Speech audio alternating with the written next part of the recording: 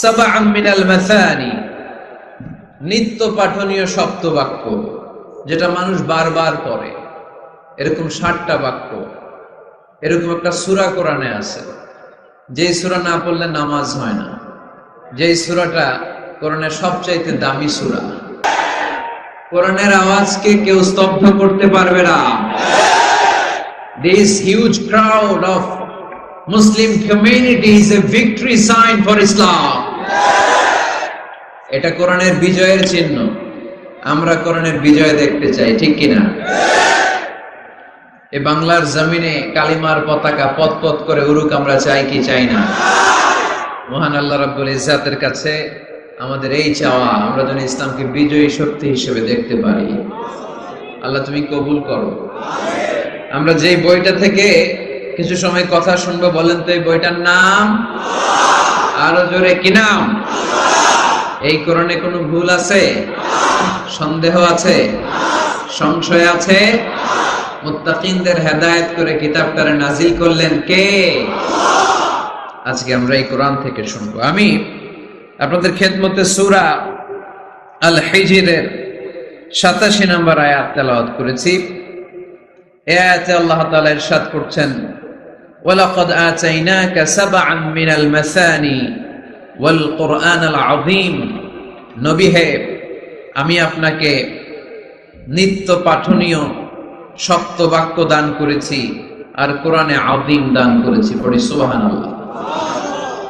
সাবআন মিনাল মাসানি, নিত্য পাঠনীয় সপ্ত বাক্য, যেটা মানুষ বারবার পড়ে, এরকম 60টা বাক্য। এরকম একটা সূরা কোরআনে আছে, যেই সূরা না পড়লে নামাজ হয় না, যেই সূরাটা কোরআনের সবচাইতে দামি সূরা। ওই সূরাটার নাম কি? মুখস্থ আছে না সবার? আলহামদুলিল্লাহ পড়ে। এটা শুধু আমাদেরই না, অনেক হিন্দু ভাইদেরও মুখস্থ। গত পরশু চুয়াডাঙ্গায় আমার একটা প্রোগ্রাম ছিল, রাতে লক্ষ লক্ষ মানুষের সমাবেশ হয়েছে। রনি দাস নামে এক ছেলে কালিমা পড়ে মুসলমান হয়েছে, আলহামদুলিল্লাহ। তারপরের দিন একটা কনফারেন্স হলে চুয়াডাঙ্গার এসপি সাহেব সহ, মেয়র সাহেব সহ, চুয়াডাঙ্গার সাংবাদিক ফোরাম, ব্যবসায়িক ফোরাম থেকে শুরু করে, বিজনেস চেম্বার থেকে শুরু করে, চুয়াডাঙ্গা জেলার এলিট সোসাইটি যারা, তাদেরকে নিয়ে একটা কনফারেন্স হলে একটা সেমিনার হয়েছে। জি, শাহিদুজ্জামান টরিক ভাইয়ের নেতৃত্বে। তো সেখানে আমরা কথা বলছিলাম, ওখানেও ওই হিন্দু ছেলেটা উপস্থিত ছিল। তো আমি ওকে জিজ্ঞেস করলাম, তুমি কি সূরা ফাতিহা পারো? সে বলে, আমিও পারি। সুবহানাল্লাহ পড়বেন না? কারণ এই সূরাটা এমন সূরা, এই সূরাটা যে আমরা কে কখন মুখস্থ করেছি, কবে, আমার বয়স তখন কত ছিল, আমরা বলতে পারবো? মনের অজান্তে, শুনতে শুনতে, পড়তে পড়তে কখন যে মুখস্থ হয়ে গেছে আমরা নিজেরাও জানি না। কারণ এটা বারবার পড়া হয়। ওয়ালাকাদ আতাইনাকা সাবআম মিনাল মাসানি ওয়াল কুরআনাল আযীম। নবী হে, আমি আপনাকে নিত্য পাঠনীয় 7টি বাক্য দিয়েছি আর দিয়েছি এই কোরআনে আযীম। সুবহানাল্লাহ। যারা ফরজ নামাজ আমরা পড়ি প্রতিদিন, কমসে কম 17 বার এই সূরাটা পড়তে হয়। কতবার? যারা সুন্নাহ সহ পড়ি, কমসে কম 40 বার এই সূরাটা পড়তে হয়। তার মানে যেই ব্যক্তির বয়স 50 কিংবা 60 আর তিনি জীবনে নামাজ কাজা করে নাই, তাহলে ওই লোকটা জীবনে কত লক্ষবার সূরা ফাতিহা পড়ছে উনি নিজেও জানে না, ঠিক কিনা? তারপরেও কোনোদিন কি মনে হয়েছে যে সূরা ফাতিহাটা পুরাতন পুরাতন লাগে? এত বললাম লক্ষ লক্ষ বার, এখন আর আগের মতো টেস্ট পাই না, এরকম মনে হয়? গরুর গোশত পছন্দ করেন কে কে দেখি? খাইছি খাইছি, সর্বনাশ। আচ্ছা, হাত নামান। এই যে গরুর গোশত, হ্যাঁ, গরম ভাতের সাথে ঝাল গরুর মাংস, আহা, ওই যে অনেকের জিহ্বায় পানি চলে আসছে। তো এটা অনেক মজাদার একটা খাবার, যদিও কোলেস্টেরল খুব হাই এটাতে। তো এই গরুর গোশত কেউ যদি আপনারা সকালবেলা দেয়, দুপুরে দেয়, আবার বিকেলে দেয়, রাতে দেয়, তারপরের দিন দেয়, তারপরের সপ্তাহ, টানা 1 মাস 3 বেলা গরুর গোশত, ভাল লাগবে? খাওয়া যাবে? রুচিতে আসবে? আচ্ছা, একটা সঙ্গীত কারো ভালো লাগে, একদিন, 2 দিন, 3 দিন সব সময় বাজাচ্ছেন, সব সময় বাজাচ্ছেন, কয়েক মাস টানা শোনার পরে এটা আর ভালো লাগে? নতুন একটার দরকার আছে না নাই? কিন্তু এত লক্ষবার, এত কোটিবার সূরা ফাতিহা আমরা পড়ছি তো পড়ছি, প্রতিদিনই পড়ছি। এই তো জোহরের নামাজেও পড়ে আসলাম, আবার আসরের নামাজেও পড়বো, আবার মাগরিবেও পড়বো। কখনো কারো কি মনে হয়েছে যে সূরা ফাতিহাটা কেমন জানি পুরান পুরান লাগে? আজকে কুল হুয়াল্লাহ দিয়ে শুরু করব, এরকম কি কখনো কারো মনে হয়েছে? এর কারণ এটা সাবআম মিনাল মাসানি, নিত্য পাঠনীয় শব্দ বাক্য। এটা কোনোদিন পুরান হয় না, এটা এভারগ্রিন, চিরসবুজ আর চিরনতুন। আল্লাহু আকবার। এজন্য আল্লাহ বললেন, লাকাদ আতাইনাকা সাবআম মিনাল মাসানি ওয়াল কুরআনাল আযীম।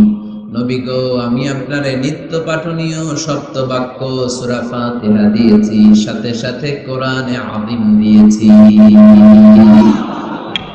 বিষ্ণু ঈসা ইসলাম ইরশাদ করেন, সূরা ফাতিহার মর্যাদা, স্ট্যাটাস এত বেশি, এর সমমর্যাদাপূর্ণ কোন সূরা তাওরাতের ভেতরে নাই, ইনজিলের ভেতরে নাই, জাবুরের ভেতরে নাই, সুহুফে ইব্রাহিম আর মুসার ভেতরে নাই, আল্লাহর পাঠানো 104টা আসমানি কিতাবের কোনটার ভেতরে নাই, যেটার নাম হচ্ছে সূরাতুল ফাতিহা। পড়েন সুবহানাল্লাহ। এটা কোরআনের সবচেয়ে দামি সূরা, আ'যামুস সূরা ফিল কোরআন। এই সূরাটা সর্বপ্রথম একসাথে এট এ টাইমে নাজিল হয়েছে, ভেঙে ভেঙে নাজিল হয় নাই। কোরআনের অন্যান্য সূরা ভেঙে ভেঙে নাজিল হয়েছে, সর্বপ্রথম যে সূরাটা একেবারে শুরু থেকে শেষ নাজিল হয়েছে, সূরাটার নাম হচ্ছে সূরাতুল ফাতিহা। আওয়াজ করে পড়েন, সূরাতুল ফাতিহা। ফাতিহা মানে হচ্ছে ভূমিকা। ফাতিহা মানে কি? ইন্ট্রোডাকশন। এই যে আমরা প্রবন্ধ লিখি, প্রবন্ধের একটা ভূমিকা আছে না? আমরা যখন গরু রচনা লিখি, একটা ভূমিকা আছে না? তো এই যে 30 পারা কোরআন আল্লাহ লিখে পাঠালেন, আমাদের জন্য দিলেন, এর একটা ভূমিকার দরকার আছে না নাই? আল্লাহ সূরাতুল ফাতিহাকে এই কোরআনের ভূমিকা হিসেবে এই সূরার শুরুতে স্থান দিয়ে দিলেন। সুবহানাল্লাহ। মাহফিলের পরে বললে চলবে, সুবহানাল্লাহ বললে লাভ না লস? একবার সুবহানাল্লাহ বলে মাহফিলগুলো যে কি বরকতে, হুজুরা একটু পর কয় পড়েন সুবহানাল্লাহ, আমরাও পড়ি সুবহানাল্লাহ, আর ওইদিকে যে আমল নামা কিভাবে উপরের দিকে উঠতেছে আমরা নিজেরাই টের পাই না। একবার সুবহানাল্লাহ পড়লে এই আকাশ আর জমিনের গ্যাপ আল্লাহ সওয়াব দিয়ে পূর্ণ করে আপনার আমল নামায় ঢুকায় দিবে। দেখেন কত চালাক, সওয়াবের কথা শুনছে, এখন সুবহানাল্লাহ গলা ফাটায়। সওয়াব আছে যেখানে আমরা আছি। এজন্য সুবহানাল্লাহ, আলহামদুলিল্লাহ, আল্লাহু আকবার, এই তাসবিহগুলো যেন আমরা বেশি বেশি পড়ি। তো আমরা যে সূরাটা থেকে কথা শুনতেছি, সূরাটার নাম সূরা, সবাই বলেন কি নাম? সূরাতুল ফাতিহা। এটার আরেকটা নাম হচ্ছে উম্মুল কিতাব, মানে কিতাবের মা। উম্মুনের আরেকটা অর্থ হচ্ছে সেন্টার, কেন্দ্র। এটা কোরআনের কেন্দ্র। তার মানে পুরো কোরআনকে সংক্ষিপ্ত করলে ওটা সূরা ফাতিহা হয়ে যায়, আবার সূরা ফাতিহাকে ব্যাখ্যা করলে পুরো কোরআন হয়ে যায়। এই সূরার আরেকটা নাম হচ্ছে সূরাতুল ওয়াফিয়া। কি না? মানে অখণ্ড সূরা। কি সূরা? এই সূরাকে খণ্ড করে পড়া যায় না। পড়া যায়? অন্যান্য সূরাকে পড়া যায়। যেমন সূরা আর রহমানের অর্ধেক আমি এক রাকাতে পড়লাম, দ্বিতীয় রাকাতে বাকি অর্ধেক আমি পড়লাম, কোনো সমস্যা আছে? অথবা সূরা নাবার অর্ধেক আমি এক রাকাতে পড়লাম, দ্বিতীয় রাকাতে বাকি অর্ধেক, সমস্যা আছে?